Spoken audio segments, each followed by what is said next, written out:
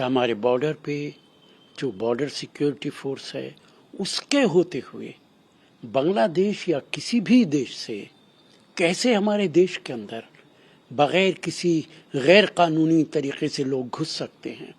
और इससे भी बड़ा सवाल है, ये सवाल बीजेपी और आरएसएस लगातार उठाती है, लेकिन अभी बांग्लादेश की प्रधानमंत्री 5-6 दिन हिंदुस्तान में रहकर गई हैं।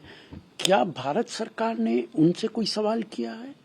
बांग्लादेश की सरकार से भारत सरकार कोई बात नहीं करती है और बांग्लादेश की सरकार से कहा जाता है ये हमारा अंदरूनी मामला है।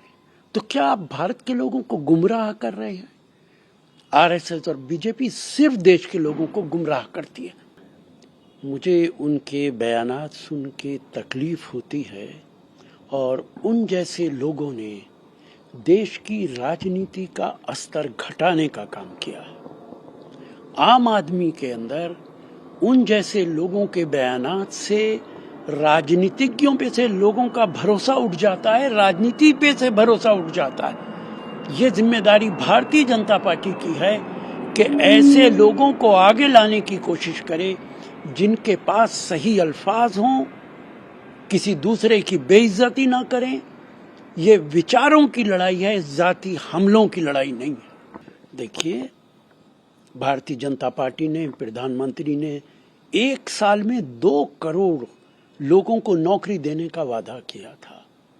आज 8 साल के बाद 75,000 लोगों को वो अपॉइंटमेंट लेटर्स दे रहे हैं और ये 75,000 अपॉइंटमेंट लेटर्स उन सरकारी नौकरियों में दिए जा रहे हैं जहां पे वैकेंसीज हो जाती हैं। आदमी 60-65 साल का हो के रिटायर होता है तो उसकी जगह पे भरा जाता है। ये कोई पहली बार नहीं हो रहा है।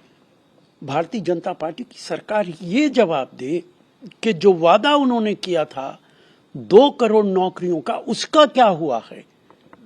वो देश के लोगों को गलत बयानी से काम लेते हैं। 140 करोड़ की आबादी में जहां अनएम्प्लॉयमेंट आसमान छू रहा है, 75,000 नौकरियां देकर, वो भी जो सरकारी नौकरियां हैं जो भरी जानी हैं, आप क्रेडिट लेना चाहते हैं, राजनीतिक फायदा उठाना चाहते हैं। देखिए, मैं कहूंगा कि बलात्कार का केस कहीं भी होता है बहुत तकलीफ होती है, वो झारखंड हो या भारत का कोई भी हिस्सा हो। जो भी जिम्मेदार है उसके खिलाफ सख्त कार्रवाई होनी चाहिए।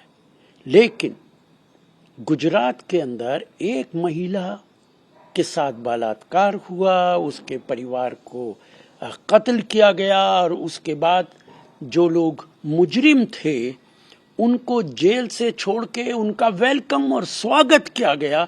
इससे पूरे देश के अंदर बलात्कारी लोगों को इनकरेज मिलता है और इसके लिए सिर्फ बीजेपी जिम्मेदार है।